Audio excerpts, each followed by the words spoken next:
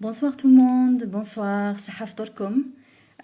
J'espère que vous allez bien. Voilà, c'est le troisième numéro aujourd'hui de live rencontre avec l'écrivain sur Club de lecture et Cercle littéraire d'Algérie. Donc, j'ai l'honneur aujourd'hui de recevoir une jeune poétesse, Inès Hayouni. Donc, Inès Hayouni a 24 ans et j'aurai le plaisir de la recevoir aujourd'hui. Donc, le temps juste que la communauté se rejoigne à nous. Donc, on attend un petit moment que Inès Hayouni, déjà l'invitée star du soir, se rejoint à nous. Et puis, nous allons parler de cette jeune poétesse qui a commencé justement à faire parler d'elle dès 2021. Donc, bonsoir tout le monde, bonsoir à tous. Je vois que la communauté arrive. Merci d'être là. Merci à tous. C'est le troisième numéro, comme je disais, dans Club de lecture et Cercle littéraire d'Algérie, où on reçoit donc des écrivains, des écrivaines. Alors, est-ce que Inès Hayouni est là avec nous ce soir? Oui. Donc, on va demander à Inès de monter en direct.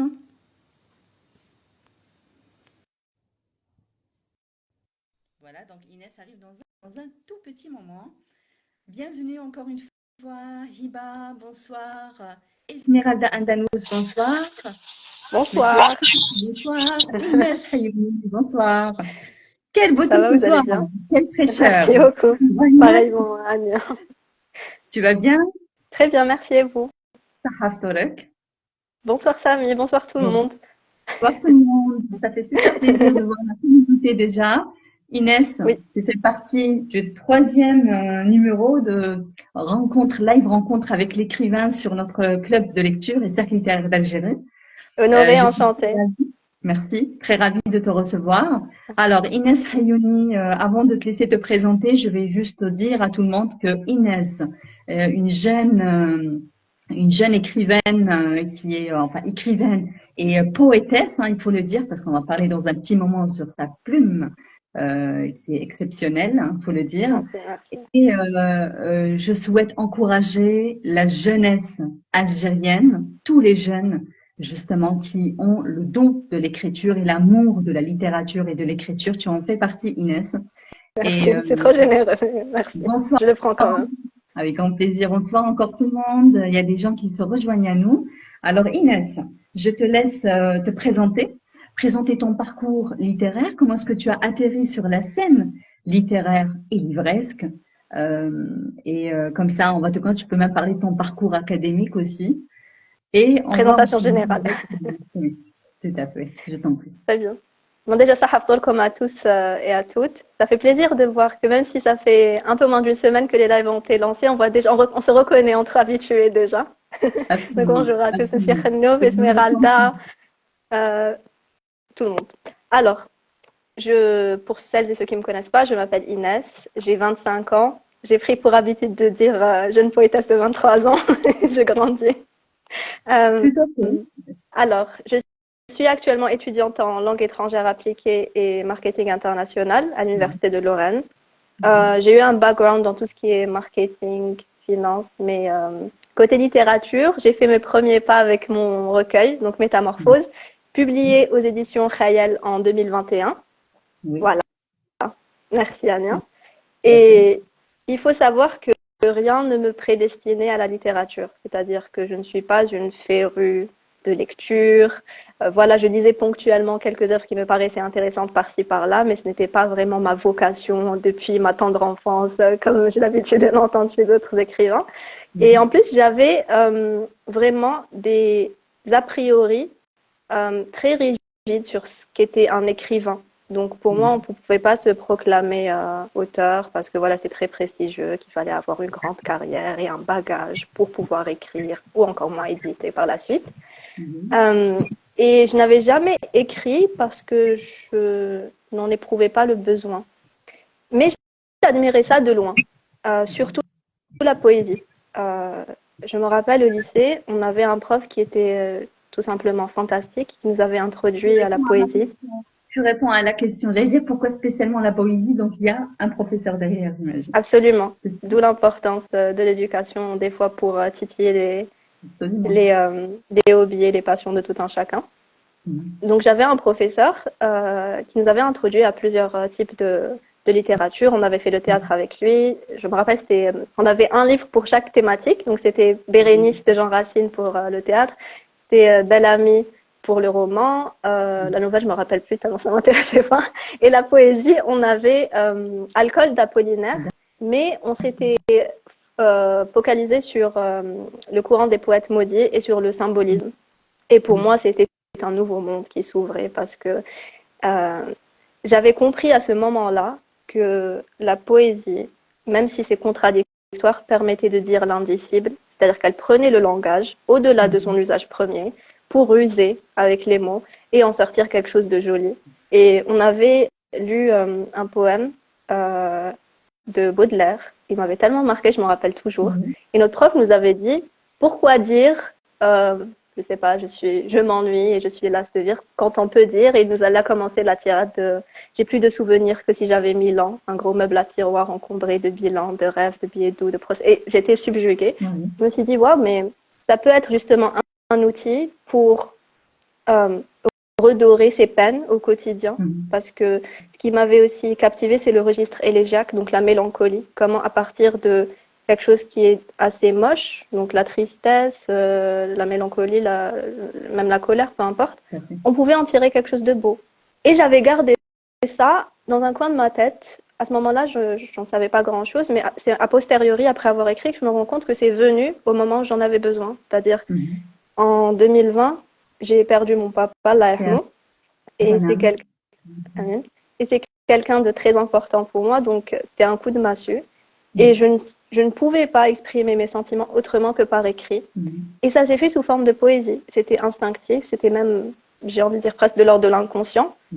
Et j'écrivais parce que le deuil, c'est quand même un fardeau qui est assez complexe à comprendre et à essayer de compartimentaliser.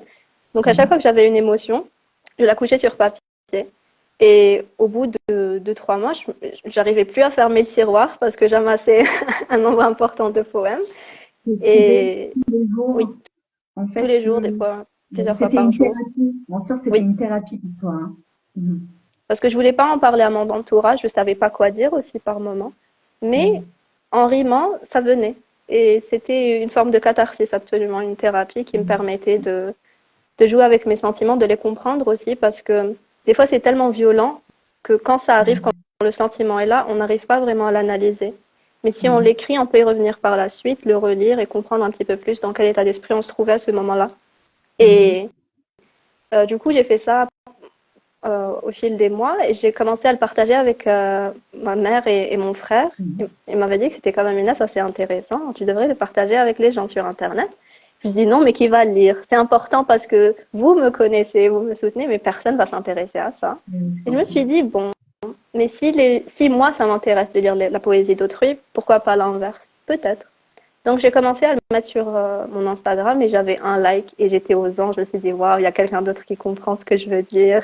C'était très gratifiant. Et après, parce que je travaillais à ce moment-là et je partageais ma poésie avec mes collègues et mon cercle immédiat m'a dit, Inès, bah, pourquoi ne pas en faire un livre? Nous, on aime bien ce que tu fais. Bah, déjà, nous, on va acheter ton livre. Donc, pense-y. Et ça m'intéressait pas. Tu avais un petit public, hein. Oui. Tu avais un petit J'ai eu la chance d'avoir des gens très bienveillants. Ça t'a encouragé à faire le grand pas. Absolument, oui, parce que déjà, le fait d'écrire pour moi, c'était un pas énorme. Alors là, de le partager. Donc l'idée de publier était à des années-lumière. C'était vraiment pas quelque chose qui me traversait l'esprit, c'était les autres qui m'ont un petit peu poussé dans ce sens. Et je leur ai dit, bon, ben, pourquoi pas. Donc je suis partie sur Internet et j'ai tout bêtement écrit comment publier un livre parce que j'étais très très à l'ouest de ce qui concerne les maisons d'édition, etc. Donc oui. Comme disait Jawad Rostom, primo écrivain. Ça. Oui, on est tous un petit peu perdus, on cherche notre chemin. Tout à fait. Et du coup, je suis partie sur Internet, j'ai fait un listing exhaustif de toutes les maisons d'édition d'Algérie et je leur ai D'accord. envoyé un mail. Voilà mon manuscrit, Mhm. euh, voilà mon ambition. Mhm. Est-ce que c'est faisable? Et la réponse était catégorique et unanime. Non. Non, la poésie ne se vend pas. Non, nous ne sommes pas intéressés. Voilà, bon, c'est pas la peine d'insister. Bon, je me suis La dit, ok, bah, poésie si des ne se professionnels vend me pas. disent. Oui, D'accord. Est-ce que ces maisons d'édition, justement, c'est très important ce que tu dis, parce il y a peut-être des gens qui t'écoutent et qui vont éditer pour la première fois. C'est non catégorique, ces refus de la part des maisons d'édition. Est-ce il y avait des explications? Le why? Pourquoi, justement, ça a été refusé? Est-ce qu'il y a vraiment une lettre explicative? Ça rentre pas dans leur ligne éditoriale? Est-ce que, voilà, ça ne répond pas, voilà. Donc, quelle est exactement la raison? Ou bien c'était juste un non catégorique de la part des maisons d'édition? La plupart des réponses que j'ai eues étaient très expéditives, c'est-à-dire qu'ils prenaient même pas, les maisons d'édition ne prenaient même pas la peine de m'expliquer. Ce que j'ai pu comprendre, c'est non, ça ne se vend pas, donc c'est pas vraiment rentable pour nous. En plus, tu n'es pas connu. Si peut-être tu avais déjà un roman au préalable et tu as un public, on peut y réfléchir, mais dans ton Mhm. cas, non. Je Donc, comprends. mais il y Généralement, a des moyens. c'est comme ça. Généralement, c'est ça ce qui me déçoit, c'est que toujours les premiers, les jeunes auteurs, ceux qui éditent pour la première fois, ils ont un nom catégorique parce qu'ils n'ont pas édité auparavant. Donc, c'est exactement comme quelqu'un qui demande un emploi pour la première fois. Ah non, Absolument. vous n'êtes pas expérimenté, vous n'avez pas D'expérience. l'expérience. Donc, comment doit-il faire? Je t'en prie, Absolument. continue. Et donc, j'avais dit à mon entourage, bah, écoutez, c'est tombé à l'eau, merci de m'avoir soutenu. Ce fut court, mais j'apprécie l'intention. Euh, et on m'a dit, non, mais Inès, bah, peut-être qu'il y a un moyen. Est-ce que tu as pensé à mettre le livre en ligne, peut-être sous forme de PDF, tu n'as pas besoin de l'imprimer. Et je me suis dit, bon, ce projet était devenu à ce moment-là important pour moi parce que je voulais rendre hommage à mon père. Et il y avait aussi une dimension qui était plus importante à ce moment-là, qui ne relevait pas du côté littéraire, mais plutôt du côté humanitaire. C'est-à-dire que mon père étant décédé des suites d'un cancer, je l'avais accompagné dans sa maladie et j'avais vu qu'il y avait énormément de choses qui manquaient des hôpitaux. Donc je me suis dit, si je le fais, ça va être à but non lucratif et ça va aider, à mon humble niveau bien sûr, les personnes souffrantes. Donc je me suis dit, ok, absolument tous les fonds vont être déversés aux personnes atteintes de cancer et ce qui m'a motivée. Donc je me suis dit, comment est-ce que je peux faire? C'est là où j'ai découvert l'auto-édition. Et ça, c'est une très bonne alternative pour ceux qui veulent vraiment éditer, mais qui sont dans l'impasse parce que voilà, primo-écrivain. Si vous mettez un petit peu d'argent de côté, c'est faisable. Il y a des maisons d'édition qui acceptent. Khayal, par exemple, a uniquement œuvré en tant qu'imprimerie, c'est-à-dire tout ce qui est distribution, promotion, correction, mise en page, couverture. J'ai fait ça par moi-même. J'ai financé mon livre. J'ai eu les copies, ce qui est quand même quelque chose. Voilà. En moins, on a le fruit de notre travail. Et, et c'est là que Métamorphose est née. Et, et j'avais 100 copies, parce que c'est le quota minimal qu'on nous demande à imprimer. Je me suis dit, mais qui va acheter 100 copies? Je connais à peine une vingtaine de personnes. Je les avais dans ma chambre. Je me suis dit, bon, les groupes de lecture, Facebook. Et la communauté était là et leur soutien était incommensurable jusqu'à présent. C'est des personnes avec qui je suis restée en contact. Et ils m'ont soutenu, ils ont acheté les livres. Ça s'est écoulé très rapidement. J'ai fait une deuxième réédition, pareil. Et, et à partir de là, j'ai pu participer à des rencontres littéraires. J'ai pu rencontrer certains auteurs qui sont d'une bienveillance vraiment très touchante, comme L'Andalusia, comme Jawad Ostom-Touati, qui encouragent les jeunes et qui font de leur possible pour utiliser leur plateforme et donner de la visibilité aux jeunes auteurs. Nous les remercions à l'occasion, effectivement. Métamorphose, c'est ton premier recueil Oui, de poésie, donc de poèmes. C'est ton premier recueil qui a fait quand même un succès, hein, il faut le dire. Ça a très c'est bien gentil. fonctionné, ça a très bien marché. Et personnellement, j'ai lu, bon, on va parler de Métamorphose, ensuite on va parler du deuxième. Oui. J'ai beaucoup aimé quand tu l'as écrit. Est-ce que tu l'as écrit sur le tas? C'est-à-dire que là, tu étais dans une période un peu de déprime et de chagrin, et ça, c'est compréhensible. C'est-à-dire que c'était vraiment une thérapie pour toi, c'est un souffle. Et une fois que tu as vu ce livre, c'est bon, tu as évacué quelque chose, il me Oui, j'ai semble. pu faire mon deuil. Parfait. Et en fait, ce poème, ce recueil, pardon, est très décousu, comme le deuil, c'est-à-dire que c'est très sinusoïdal. La guérison ne se fait pas de manière linéaire. Il y a des jours, on va se lever, on va se sentir en forme, on pense avoir fait le deuil, c'est bon, on commence notre journée. Donc il y a des poésies qui sont un petit peu joyeuses, entre guillemets. Le lendemain, c'est l'hécatombe, c'est vraiment en rechute, on se dit mais on va jamais pouvoir sortir de son lit. Et ça a aussi donné naissance à des crises, des questionnements existentiels. Je vais pas être dramatique et dire des crises, des questionnements existentiels. C'est ça. Et un petit On peu, le voilà, un ressent, petit hein, peu quand on le d'amertume, un lit. petit peu. Oui, en fait, ce recueil est vraiment figé, que ce soit sur la forme ou le fond. C'est le registre élégiaque pur et dur. C'est la mélancolie de A à Z. Mais c'est nécessaire parce que je sais qu'il y a beaucoup aussi de non-dits autour du deuil en Algérie. On n'a pas peut-être accablé notre entourage. On n'aime pas être lourd, mais c'est nécessaire parce que c'est à travers ces groupes de parole et c'est en libérant la parole qu'on pourra aller mieux en tant que société. Et ça, je l'ai vu et je l'ai ressenti lors des récitals de poésie que j'ai pu organiser. C'était des groupes de parole à ciel ouvert. C'est-à-dire à partir du moment où je déclamais ma poésie, tout le monde pleurait. Les gens venaient après pour la séance de vente dédicace et chacun me racontait son histoire. Donc ça, c'est un proche, c'est voilà, c'est un ami, c'est un voisin, mais tout le monde est touché de près ou de loin.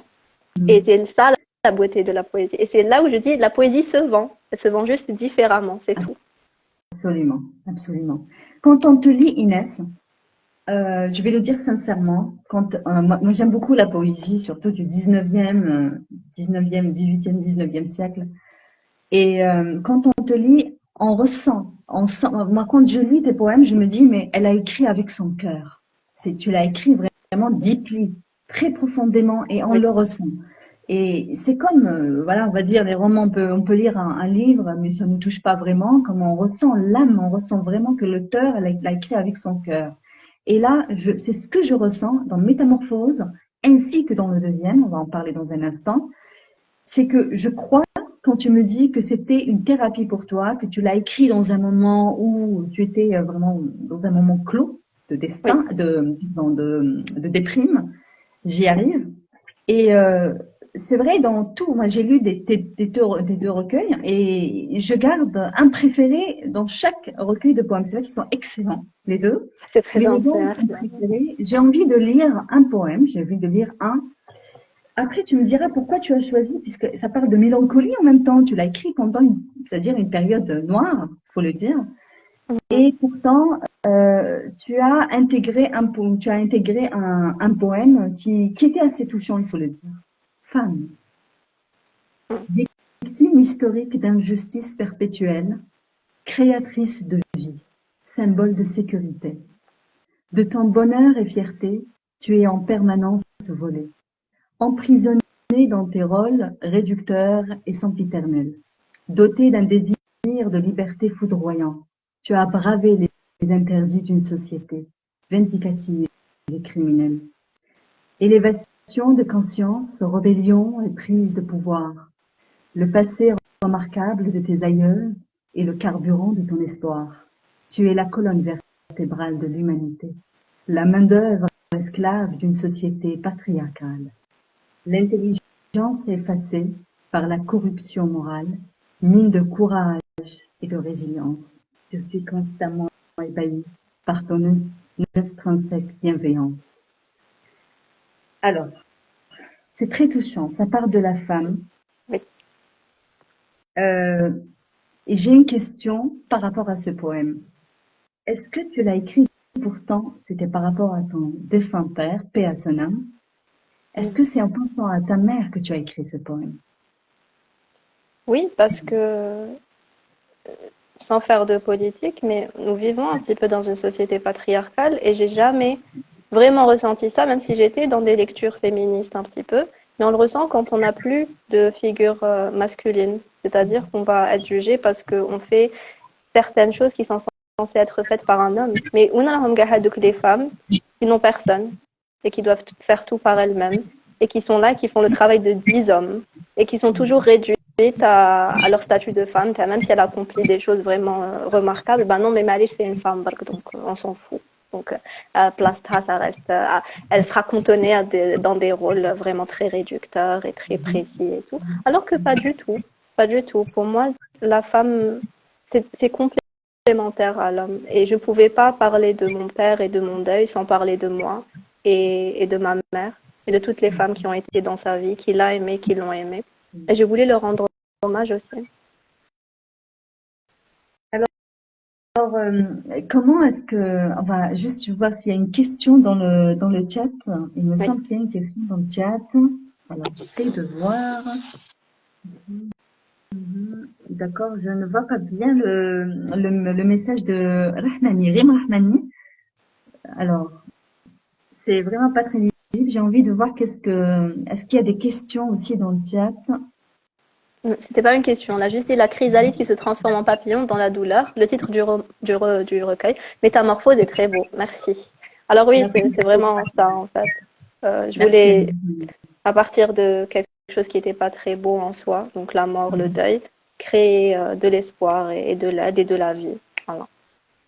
Alors, Métamorphose est un premier roman, premier recueil pardon, de poèmes, paru en 2021 chez El Khayal. Et puis, nous avons un deuxième qui a justement, le deuxième est un particulier. Donc, il est né dans des circonstances vraiment particulières. C'était par Oui. anesthésie. C'était pas par normal. Je vais dire ça comme ça puisqu'on parle de nouveau-né. Donc, c'était vraiment par anesthésie, que je disais, à 10 jours du SILA, c'est ça? Donc, Oui, à quelques c'est très semaines speed. du SILA, D'ailleurs, du de tout salon ça, oui. international. C'est Monsieur Boudelmin, c'est vraiment la maison d'édition Al-Roubia qui a remercié parce que ils prennent en Oui, charge les jeunes, ils croient au message, et ils croient en l'humanité et oui, à l'art en fait, parce que c'est ça pour moi avant tout un absolument. livre, c'est une création artistique et c'est une part de soi qu'on livre aux autres. C'est un message, c'est des idées, c'est très intime. Mhm. Donc quand on donne ça, c'est pas, j'aime pas le côté, même si c'est nécessaire, hein, le côté très marketeur et chiffres et voilà, un livre doit être vendu, c'est normal, il faut faire tourner la machine. Mais il y a cette âme-là qu'il faut pas ébrécher et c'est ce que Monsieur Boudelmine tente de faire avec plusieurs écrivains. Mhm. Et tout ça n'aurait pas pu avoir lieu sans Fella, parce que Fella Andalusia, c'est elle qui m'a poussée. Moi, je me suis dit après mon premier recueil, c'est bon, merci beaucoup, c'était drôle, c'était fun, je me retire. Mais Fella m'a dit non, non, mais il y a des gens qui t'attendent. Je lui dis, j'ai écrit, mais j'ai pas le temps, j'ai mes études, surtout cette année, c'est très compliqué avec les études. Mhm. Et non, Mhm. tu dois être là pour ton lectorat, tu dois être là pour les gens qui te suivent. Tout à fait. Et je me suis dit, ok, Mhm. bon, bah, on va tenter de le faire. J'avais une idée déjà. J'ai commencé à m'intéresser à la culture japonaise en ce moment-là, donc tout est rentré en osmose, c'était un alignement de planètes. Elle m'a Très poussée bien. Alors, et voilà. oui. Ikigai. Je Oui, n'ai pas ton recueil ici parce que je l'avais prêté. Et si tu l'as, tu peux nous le montrer. oui, Je l'ai lu et relu, Ikigai, paru en 2023. Alors, oui, quand j'ai vu ce livre, moi qui suis trop dans le développement personnel et le coaching et l'ikigai à la japonaise, donc c'est le bonheur, c'est la gestion donc professionnelle et personnelle du oui. bonheur. Donc, j'ai dit, Inès Hayoni, après Métamorphose, vraiment, elle a changé de cap. Elle a écrit un Oui. livre de développement personnel. Les deux Et quand extrêmes. j'ai vu, exactement, donc, c'est vrai, c'est très bien. L'ikigai, il faut comprendre, c'est tout un autre sujet, hein, si on commence à parler d'ikigai, mais c'est vraiment asiatique, c'est japonais, où c'est du développement personnel. Et je me dis, Inès a changé de cap. Et quand je trouve des poèmes, je me dis, mais ok, quelle est la relation entre Ikigai et les poèmes? C'est très attrayant quand on voit le titre, la couve aussi. Elle est Mhm. très belle couverture, hein, faut le dire, avec des couleurs sombres, etc. Et je commence à lire et je dis, waouh, c'est quand même, je confirme le premier, je confirme la plume de Inès Hayoni, c'est qu'à chaque fois que je lis tes poèmes, il y en a des courts et des longs, plus complexes, mais quand on te lit, on ressent la sincérité. Encore une fois, ça prouve que tu écris avec ton cœur, Inès. Très Et, gentil, euh, merci. et là, j'ai lu Ikigai, et parmi tous tes poèmes de Ikigai, le deuxième paru chez Édition Al-Robiya en 2023, je ne sais pourquoi, il y a un qui m'a frappé. Peut-être que ça a fait de l'effet sur moi, mais ça ne Oui, fait pas d'effet sur les autres. Donc oui, chacun sa personnalité, chacun absolument. sa perception de la chose. Mais quand j'ai lu ce poème, permettez-moi de le lire et on va parler de ton deuxième recueil, Très bien. Fatoum. Oui, Aux couleurs de tes larmes, ton regard est marqué. Une émotion vaporeuse à l'horizon de tes yeux dégage la chaleur d'une intimité partagée. Ta voix me parle toujours de cette chaleur, mais je refuse. Je refuse d'en dire plus par pudeur. Je pensais que tu allais tenir ma main longtemps, et tu es parti. Happé par les flots déchaînés de la vie, je suis restée sur le quai, incapable de bouger. Je suis restée à me demander pourquoi cet amour m'avait choisi. Dans cet amour-là, je me serais laissée volontairement noyer. Ensevelie sous les profondeurs marines, j'irai embrasser le sable, là où tes pieds se sont autrefois posés. Ça a fait de l'effet pour moi parce que ce poème, quand je l'ai lu, je l'ai relu et relu encore. Mon imagination m'a transportée au ventre de l'Atlantique et aux veilleurs de Saint-Gomard. Ah, J'ai été au un très beau Sénégal compliment. et j'ai ressenti, Inès, j'ai ressenti en lisant ce poème, je ne sais comment ni pourquoi, la chaleur du sirocco humide. Et j'ai senti les lilas Ah, se s'étendre j'ai la alors. chair de poule, vraiment. Merci Je beaucoup, t'assure Anna. que j'ai vu cette femme noire, debout sur le sable. J'ai vu ses pieds noirs et la plante des pieds blanches comme un nouveau-né. C'était très beau. J'ai vu Merci Fatou. beaucoup, Anna. Peut-être Merci parce beaucoup. que je suis fan de Fatou Dioum. Je ne sais pas, mais j'ai vu le Sénégal, un pays que j'ai découvert, que j'ai visité, et la plume, ça m'a transportée. J'ai oublié où j'étais à un moment donné quand j'ai lu ce poème, mais ce n'est pas le seul. Tu as une plume particulière pour une jeune poétesse. Ma question, Inès, comment est-ce que tu as pu écrire ce recueil de poèmes quand tu l'as écrit, et particulièrement Fatoum, tu avais pensé à quoi? Alors, ce recueil de poésie a vu le jour dans des circonstances particulières, comme tu viens de le dire, Anya. Pourquoi Ikigai d'ailleurs? C'est parce que même si ça relève du développement personnel, ce qui m'avait intéressé, c'est l'époque médiévale japonaise. C'est là où est né l'Ikigai. Donc c'est une époque très particulière de l'histoire du pays parce qu'elle a donné naissance à une expression artistique très importante. Et on a d'ailleurs un héritage littéraire jusqu'à présent qui démontre cette excellence vraiment. Et la poésie en particulier était présente dans les mœurs, c'est-à-dire qu'elle était présente partout. Elle remplaçait les mémorandums de la cour impériale, elle remplaçait même les moyens de communication dans les cellules familiales, donc vraiment partout. Et ils voulaient rendre hommage à la vie à travers leurs poèmes, à travers cet ikigai-là. Donc c'est capturer l'éphémère et le rendre éternel à travers la poésie. C'est essayer de trouver le beau dans le quotidien parce qu'on a tendance à banaliser alors que c'est ces petits regards fortuits, des fois, quand on traverse la rue, c'est une odeur qui va justement inspirer un poème. C'est une balade sur le quai Quétani. C'est être une fois sur un banc à Oran et voilà, avoir une scène qui nous inspire vraiment une longue tirade. Donc, c'est ce que j'ai voulu émuler à l'algérienne, c'est-à-dire rendre hommage à des endroits, à des personnes, à des sentiments et rendre aussi hommage aux poètes, parce que dans la quatrième de couverture, j'ai un poème qui fait office de manifeste un petit peu, pour dire que non, la poésie est importante, elle se lit, elle se sent, et elle est algérienne. Euh, et le poète a toujours eu un rôle très important au cours de l'histoire de l'humanité. C'est lui qui avait pour responsabilité de transporter les mythes collectifs, de préserver l'identité des différents peuples. Donc il y avait les Aades en Grèce, les griots en Afrique de l'Ouest, le Gouel chez nous. Et en particulier en Oranie, c'est pour ça que j'en parle beaucoup dans ce recueil. C'est vraiment une terre nourricière pour les poètes. Elle a engendré énormément d'artistes. J'entends par là Sidi Lakhtar Ben Khlouf, le poète guerrier qui a fait la bataille de Mazagran, Hadj Khaled Mihoubi, Boras, Ben Smir, qui ont écrit vraiment des poèmes qui restent jusqu'à présent. Et, et donc tous ces voyages, toutes ces rencontres m'ont inspiré certaines choses. Je saurais te dire exactement ce qui a inspiré Fatoum parce que c'est vraiment sur le moment, c'est sincère et c'est spontané. Et parce que oui, parce que justement une mémoire très mauvaise, je m'efforce d'écrire chaque voyage et chaque rencontre pour en garder un sort de token comme ça que je garde dans une partie de ma chambre et dans mon livre et je partage. Et donc, je sais plus ce qu'était la question. Désolée, j'ai tendance à être vaporeuse dans mes Pourquoi idées. particulièrement, comment est-ce que tu t'es inspirée pour écrire Fatoum, justement, ce petit poème? Après, il y en a plein qui sont excellents, mais celui-là qui m'avait un peu tout particulièrement touchée, tu as pensé à Euh, quoi? Ou bien c'était juste une inspiration sur le tas, sur le moment? Ce que je peux te dire, c'était l'odeur iodée parce que je passe beaucoup de temps à Mostaganem, à Salaman récemment. D'accord. Et le porc et les ondulations et les... Pardon? J'avais Ça ça, s'est coupé. j'avais cette odeur aussi, hein, Oui, ce sirocco humide, les fleurs de lilas et tout ça, peut-être. D'accord.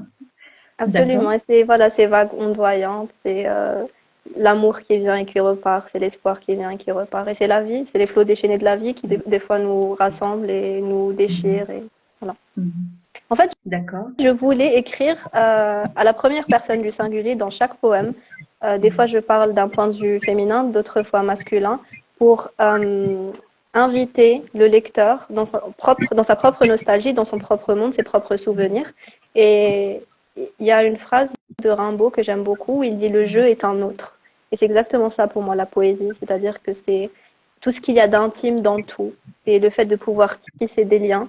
Et c'est très important pour moi, et ça je l'ai vu lors de mes rencontres littéraires. J'ai l'impression qu'on vit dans une société maintenant qui est en euh, perpétuelle juxtaposition de voilà d'identités solitaires qui sont contradictoires et on ne peut pas se comprendre, alors que pas du tout. Déjà nos malheurs nous rassemblent beaucoup plus que nos joies, mais même dans les moments de joie, il y a une certaine sincérité qu'il est quand même agréable de partager et il y a Tout une à fait. générosité qui est enivrante par moments. Donc la poésie a toujours eu ce rôle-là et c'est ce que j'ai tenté de faire en tout cas à travers mes poèmes.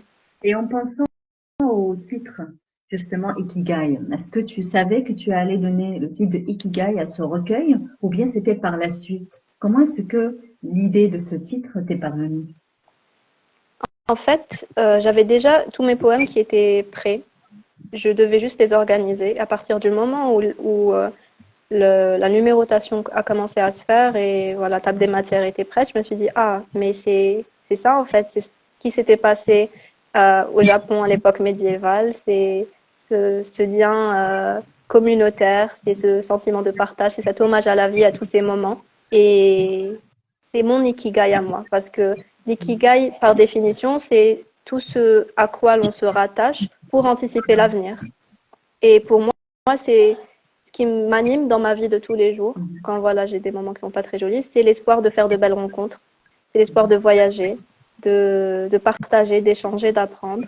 Donc, c'était mon ikigai personnel qui, j'espère, sera voilà, partagé avec autant de personnes que possible. Et, et ça sera le cas. C'est le cas et ce sera le cas parce que c'est vrai que on vit, je l'ai dit tout à l'heure, tu avais écrit le premier, c'était comme une thérapie, mais quand on lit, c'est aussi une thérapie pour nous. Même ceux qui peut-être n'ont pas un grand penchant vers la poésie, quand on lit des poèmes, c'est tellement beau, light, mais on ressent et on sent les choses. C'est très beau. Euh, Ce recueil, le deuxième, Ikigai, quand tu l'as écrit, le premier, on a compris dans quelles circonstances, le deuxième, c'était dans quelles conditions aussi. Chaotique, mais dans le bon sens. C'est-à-dire que j'étais partout en même temps. J'ai été à Janet en octobre, novembre, février, avec une autre écrivaine que j'admire énormément, Yamin Amiri, Ait Abdelmalek, qui a écrit un livre magnifique. Voilà, donc Oui. oui, donc j'ai écrit quelques poèmes sur le désert. Ensuite, je suis partie à Oran, Mostaganem plusieurs fois, à Tlemcen avec des amis. Donc j'étais vraiment en vagabondage permanent et constant.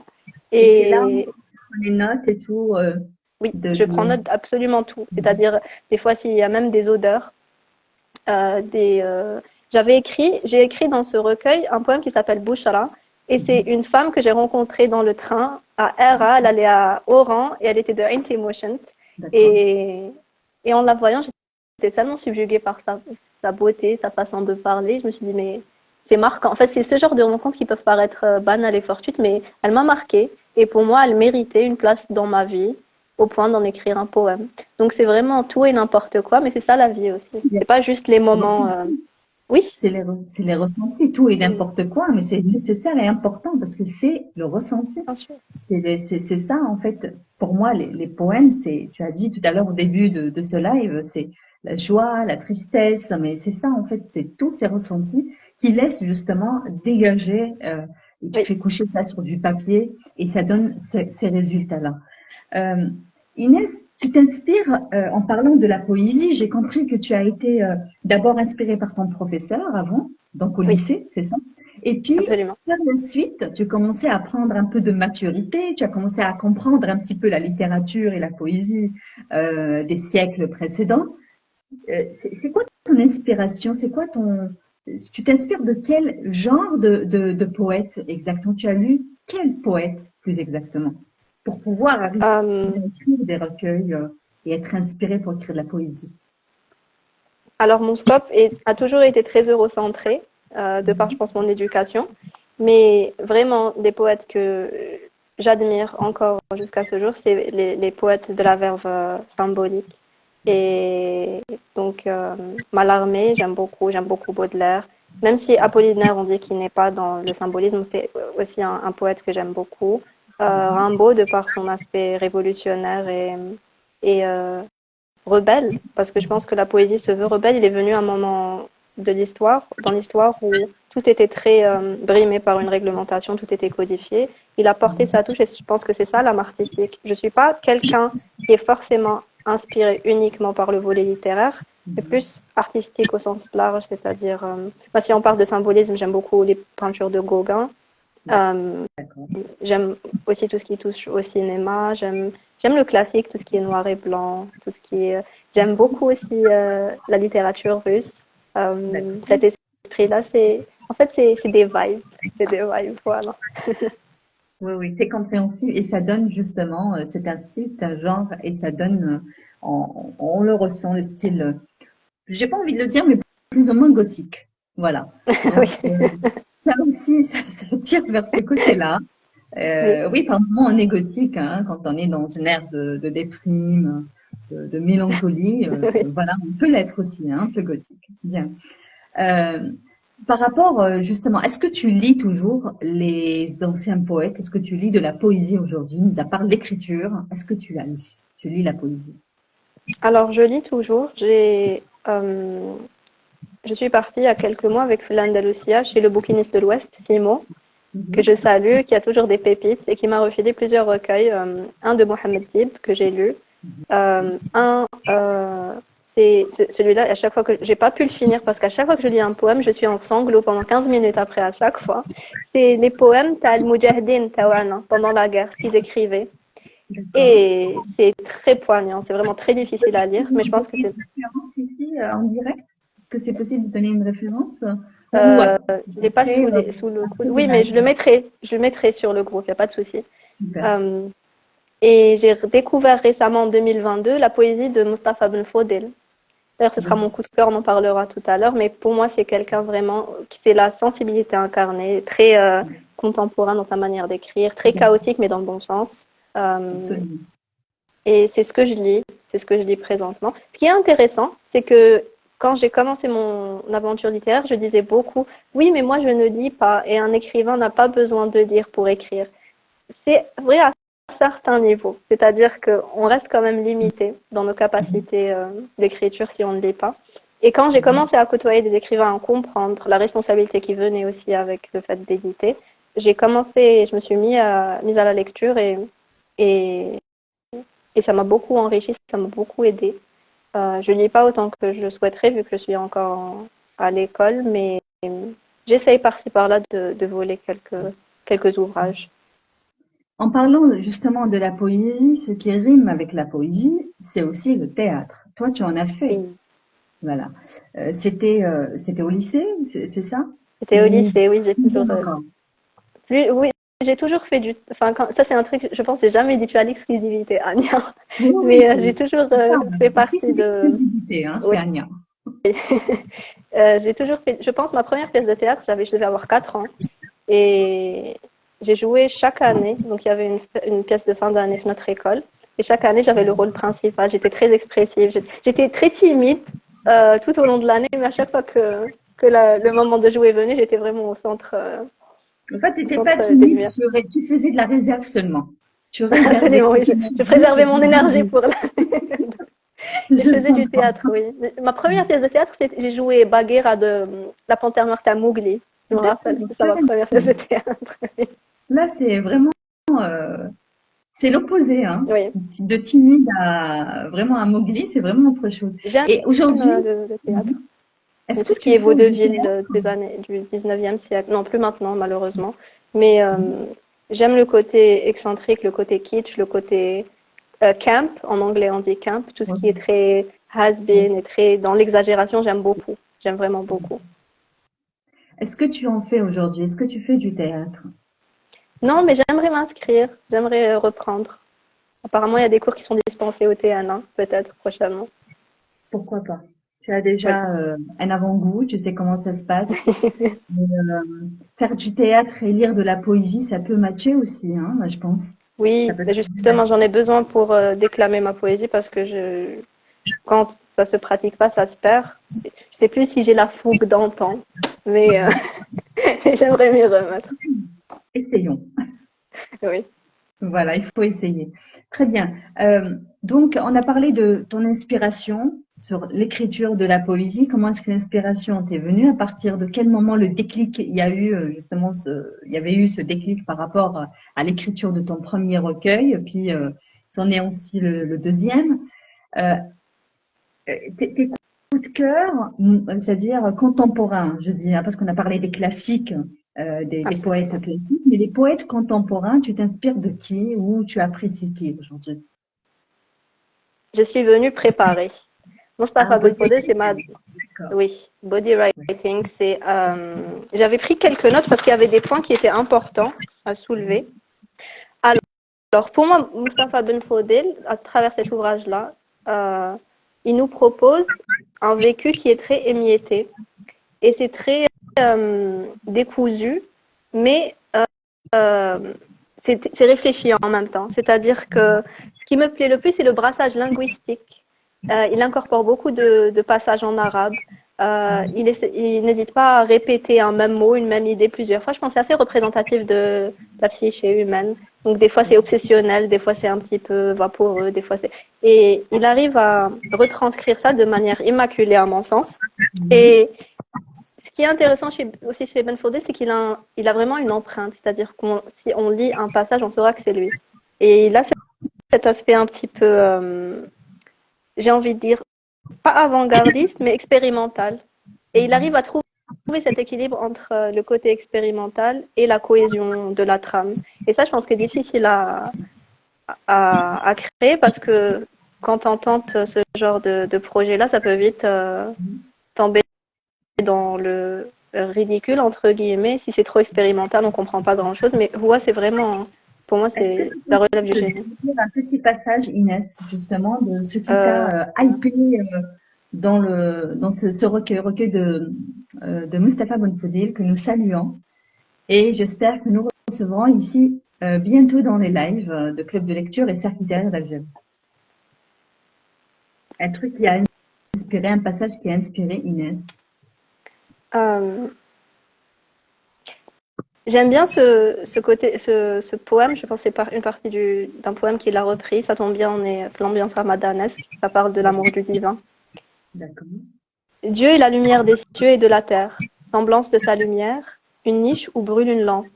La lampe dans un cristal. Le cristal, on dirait une étoile de perles. Elle tire son aliment d'un arbre de bénédiction. Un olivier qui ne soit ni de l'est ni de l'ouest, dont l'huile éclaire presque qu'elle ne touche le feu. Lumière sur lumière. Dieu guide à sa lumière qui il veut. Et c'est aussi écrit en arabe, chose que j'apprécie beaucoup. C'est beaucoup de traductions, effectivement. Il y a C'est aussi des très dessins de beau. Peppa Pig que Ça, j'aime c'est du beaucoup. Mais Bonfodil. oui. C'est du Bonfodil. C'est très beau ce que tu nous as lu. C'est vrai, Mustapha Bouffoudi a une plume très spéciale, particulière. Euh, et est-ce que Inès, aujourd'hui, tu comptes, tu es en train d'écrire un autre recueil, peut-être un troisième recueil de poèmes, ou pas? Alors, Oui. Il n'y a pas de pas un centre recueil organisé. prochainement, Mhm. mais je pense que pour ma prochaine idée, écrire de la poésie, ça peut me limiter dans ma capacité à m'exprimer proprement. Parce Oui. que d'ailleurs, le dernier poème de ce recueil s'appelle Rai, de Ikigai. Donc, j'ai voulu rendre hommage au poète des temps modernes. Pour moi, le chanteur de Rai, c'est vraiment une figure très particulière de notre patrimoine. Et j'aimerais rendre hommage aussi à Hajj Milian Allah yarhamou. C'est un chercheur écrivain natif de l'Ouest qui a écrit un livre magnifique, L'aventure du rail, que j'ai lu. Et j'ai parcouru D'accord.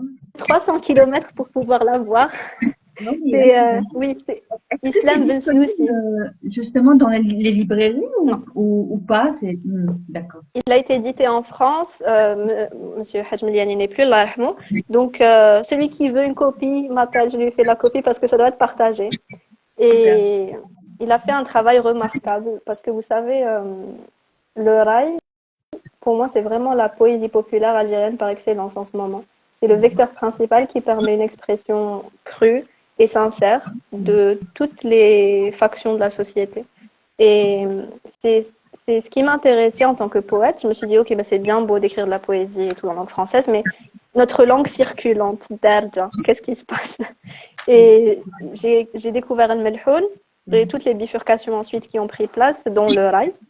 Et je pense que c'est pas assez mis en valeur parce que si on prend une chanson tout bêtement qu'a chanté Cheb Khaled de Biada Qalmour qui a été avant chanté par Blaoui Houari, avant ça par Ouaras, c'est un poème qui daterait des années 20 et qui parle de l'oppression coloniale et des Algériens qui ont été relégués à Cayenne en Nouvelle-Calédonie. Et le poète était tellement influent à cette époque-là que plusieurs d'entre eux ont été exilés euh, par les forces euh, coloniales françaises, de l'occupation française. Et donc c'est vraiment les poètes étaient des porteurs de messages très poignants et des porteurs aussi de révolution. Et ce serait bien si tout un chacun s'intéresse à la poésie, qui s'intéresse aussi au rail, parce que c'est très marginalisé. On a tendance à penser que c'est un peu moins soigné que la poésie classique, alors que pas du tout. Ça a des racines bédouines et citadines aussi qui sont très importantes et qui sont très complexes et très belles. Il y a aussi un autre livre qui a été écrit par un chercheur du CRASC sur les chants bédouins de l'Oranie.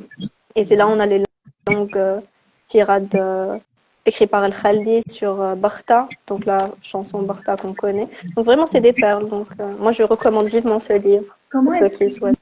tu as atterri sur ces ouvrages? Comment est-ce que tu as pu atterrir sur ces ouvrages? Comment est-ce que tu les as découverts, justement? Est-ce que Alors, c'était j'ai par commencé. hasard ou bien sur recommandation? C'était à travers mes recherches, c'est-à-dire à partir du moment où j'ai découvert le rail, je suis partie sur place, j'ai posé des questions à des gens et j'ai découvert Hajj Mediani qui a fait beaucoup de conférences, qui a fait beaucoup de travaux aussi, malheureusement. Mais ces ouvrages perduraient. Par exemple, Hada, j'ai pu la voir à travers Islam Ben Snoussi, un militant de littérature à Mousta, qui avait une copie qui m'a gracieusement fait une pour moi. Et mais tout est sur le net. Donc pour ceux qui sont celles et ceux qui seraient éventuellement intéressés, déjà je me ferai un plaisir de vous guider, mais tout est présent sur le net. Super. Donc, si nous souhaitons avoir une copie, nous référons à Inès Hayouni, c'est ça? Oui, oui, Parfait. Alors Inès, de ce passage du rail que tu as évoqué, c'est aussi de la poésie, puisqu'on parle de la absolument. poésie ce soir. Est-ce que tu peux nous lire un petit passage de ce recueil-là, si c'est possible, qui Alors t'a c'est pas un marqué? recueil, C'est- c'est je pense que ça tombe sous l'essai, sous le genre de l'essai. Il y a des Ah, parties où il d'accord. y a oui, Ok, ok, euh, je vois. des analyses sémantiques sur d'anciennes chansons, mais c'est plus un essai. Et on ne Voilà. retrouve pas de passage justement des textes rail, enfin des chansons rail ou des poèmes rail. Je peux vous lire un passage de Biada Qalmour, la chanson que je viens d'évoquer, qui parle des relégués de Et Nouvelle-Calédonie. c'est en français qui s'est écrit ou en arabe? Les deux, c'est ce qui est bien. Et il y a la Voilà. traduction. Oui, il y a Super. la Très bien. traduction. Il y a un travail qui a été fait, donc. Oui, non, c'est vraiment un travail de grande envergure et on n'en trouve pas. Il y a très peu d'ouvrages sur le rail. Il y a celui-là, l'aventure du rail. Il y a le rail en question qui a été édité, je pense, à Tafat. Et sinon, il n'y a pas grand-chose. Mhm. Vendredi, j'ai vu pleurer une malheureuse devant une tombe. La vie m'a peiné. Biyadaq al-Mour. Forcément que l'être vaincu voit ses tourments s'amplifier. Alors je l'ai interpellée, lui demandant, après ce bien-aimé tant regretté. Je lui ai dit, conte-moi ton histoire aux fleurs de fête. Elle a dit, mon frère est mort et m'a laissé accablée. À cause de son manque, je n'ai plus de patience et tombe à force de sanglots. Cette chanson mettait en parallèle le chagrin d'une femme pleurant la mort de son frère et le traitement réservé aux réfractaires et aux bandits d'honneur révoltés contre le système colonial. Mhm. Après, il y a une autre partie. Tu aurais dû pleurer les braves embarqués sur le bateau. Ils sont au-delà des mers, loin et sans nouvelles. Ils sont emprisonnés dans une île au milieu des mers, enfermés et les chaînes les immobilisant sans rémission. Bon nombre de personnes sont enchaînées et entravées par les boulets. Voilà. Et pour chaque partie, il y a une analyse très approfondie. Moi, nous qui sommes algériens, nous connaissons la version arabe parce que nous connaissons la chanson justement qui a été Oui, chantée par plusieurs chanteurs, hein, donc reproduite par plusieurs chanteurs. Mais là, la traduction, puisque nous connaissons la version oui. algérienne ou arabe, donc la traduction est super bien faite. Hein, donc Oui, on comprend, le sens a été vraiment bien repris. et c'est bien expliqué, c'est-à-dire c'est en lisant ce livre que j'ai compris que le raï était vraiment la forme d'expression première pour parler des inégalités institutionnelles. Bien sûr, ça change selon les époques. En l'occurrence, ici, c'était l'époque coloniale, mais il y a d'autres chanteurs plus récents comme Shabazdin qui avait parlé de certaines inégalités institutionnelles, qui a été emprisonné pour ses chansons. Donc vraiment, c'est encore d'actualité. Et c'est de très beaux textes. Merci beaucoup Inès d'évoquer ça ce soir. Merci à vous. Voilà, c'est du ressort du patrimoine algérien et ça reste dans le cadre justement de la poésie. Alors Inès et la poésie, Inès et l'écriture. Est-ce que Inès souhaite développer encore plus sa plume Oui. pour Idéalement, j'aimerais bien me lancer dans les oui, récits de voyage, peut-être les d'accord, romans. On verra oui. bien. Est-ce que tu as Voilà. déjà pensé à ça? Tu as entamé quelque chose? Est-ce que tu as ou bien une idée d'un projet futur? Oui, je compte parler de mon récit de voyage en Oranie parce qu'il est très riche et des parallèles entre la poésie populaire et certaines chansons raï et comment se manifeste actuellement dans certains coins, chez certaines personnes qui sont marginalisées parce qu'elles ne sont pas pensées peut-être assez douées ou intellectuelles pour porter certains messages. Et je veux parler de ce double traitement inégalitaire, c'est-à-dire à partir du moment où c'est un récital de poésie avec un costume, on va apprécier, voilà, mener une introspection. Mais si c'est peut-être un jeune qui a un survêtement Lacoste qui est sur le port à Mostar, ça va être un peu moins bien perçu. Mais bon, j'essaie de travailler là-dessus. C'est un petit peu compliqué, mais c'est nécessaire. La déclaration du patrimoine, c'est ça, dit Monsieur Renou Farmer. Oui, Bonjour, la c'est Fanny. déclaration du patrimoine, effectivement. Donc, Inès, si je reprends Ikigai, qui a été édité chez Al-Koubia Édition en Absolument. 2023, euh, il faut dire que les thématiques sont très très bien abordées. Tu as abordé de très belles thématiques hein, dans ce recueil. Si je te dis quel est ton préféré, ton poème préféré dans ce recueil de Ikigai, c'est lequel? Ah, c'est celui sur le rail, incontestablement. Oui. D'accord? Est-ce que c'est possible de me le lire, justement, ce passage, pour ceux qui n'ont pas eu Oui. l'occasion de lire Ikigai ce soir? Je vous le conseille vraiment. Je suis tombée un petit peu dans le côté théâtral pour illustrer mon point, justement. D'accord? Là, je parle du chanteur de rail et ce qu'il représente tantôt pour la faction de la société à laquelle il appartient, tantôt pour l'autre. Mhm. Je suis le poète des rues, l'amoureux mal aimé. Je suis celui qui pleure du soir au matin sa bien-aimée. Je suis aussi celui qui peut la remplacer. Je suis abonné au comptoir et si vous m'avez déjà vu pleurer, c'est parce que j'étais en train de boire. Je chante dans les cabarets du coin et les habitués m'aiment bien, car je chante leurs malheurs, mais je le fais surtout pour oublier les miens. D'ailleurs, les gens disent, plus on est de fous, plus on rit. Moi, je dis, plus on est de fous, moins on sombre dans la folie. Voyez-vous, je suis prisonnier de mes misères. Je ne cherchais pas à m'en délivrer. Cette mélancolie commence à me plaire. Je ne pense pas pouvoir m'en séparer. Après tout, pourquoi m'en défaire, puisque je suis victime de ma sincérité. Je ne veux pas changer pour plusieurs raisons. J'aime cette vie de vagabond. Chers amis, posez-vous la question. Si un jour je partirais, qui pourrait mieux que moi vous réconforter? Qui redorerait vos peines? Qui vous soutiendrait dans vos pratiques malsaines? Alors ne rejetez pas la faute sur moi. Ne me blâmez pas car je dis tout haut tout ce que vous pensez tout bas. Rejoignez-moi, je serai toujours là au cabaret du coin, chantant la vie et ses malheurs, faisant tout pour votre bonheur, ne serait-ce pour un instant seulement. Vous enlacerez vos peurs, car je chante la vérité. Je ne suis rien de plus que le reflet d'une société. Voilà. Magnifique, magnifiquement bien écrit. Merci, Amir. C'est incroyable. Merci. C'est pour ça que je dis chacun a son imagination et son imaginaire. Chacun où son imagination en fait le transporte. Moi, ça m'a emmené là maintenant en t'écoutant au café de Mohamed Ibn, le fameux qui ne quitte pas le café parce qu'il Oui. est malheureux justement. Et là, on parle, c'est drôle. Et là, on parle du chanteur, mais ça peut matcher. C'est incroyable, c'est vraiment beau. Comment est-ce que tu as écrit ce poème? Est-ce que parce que tu as été justement dans cette région hein, de l'Ouest et que tu as lu peut-être ce récit du rail qui parle du rail, etc.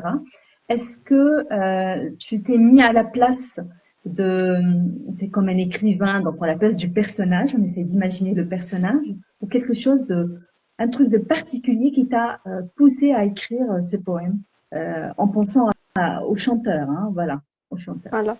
Alors, quand on commence à s'intéresser au monde du rail, il y a plusieurs catégories, c'est-à-dire qu'on a le lexique de certaines chansons qui reviennent toujours. Il y a des mots, par exemple, le mahna, rauja, tout ça. Donc, c'est des choses qui reviennent. Et on a aussi des mythes. Et il y a le mythe du chanteur de rail qui est une personnalité très pittoresque, très théâtrale, très dans l'extrême, dans l'excès, vraiment l'excès dans tout. Et en partant là-bas, donc j'étais en full immersion et j'ai fait la rencontre d'un chanteur de rail. Et j'ai pas envie de tomber dans les stéréotypes, mais c'est la même personne en fait sur scène et dans la vie de tous les jours. C'est vraiment quelqu'un qui est toujours très théâtral, qui est toujours dans très sensible, qui se morfond sur son sort, qui a café le port la nuit, qui pense. Donc pour moi c'est un personnage de l'imaginaire collectif algérien qui mérite d'être Qu'on en parle. mortalisé dans mon livre en tout cas. Merci beaucoup Inès. Merci à vous. Alors Ikigai, que je recommande fortement, j'ai envie de poser la question par rapport, justement, on a parlé des livres qui t'ont touché et qui t'inspirent point de vue poésie. Maintenant, côté livre qui t'a marqué peut-être dans ta life, hein, tous tes 24 ans, quels sont les livres qui t'ont marqué le plus, où tu as gardé un souvenir ou qui t'a changé une vision de vue, etc. Quel est le livre qui t'a vraiment touché? Ou the book, comme on dit. Je pense qu'il y en a plusieurs, mais le seul qui me vient à l'esprit maintenant, c'est Le Joueur de Dostoïevski, qui traite de l'addiction. Et c'est quand j'ai compris les circonstances dans lesquelles ont été créés ce livre qui a rendu la chose d'autant plus drôle parce que Dostoïevski était justement accro au jeu, il était en banqueroute et il devait gagner de l'argent. Et sa maison d'édition lui a donné à peine 40 jours pour écrire le prochain roman.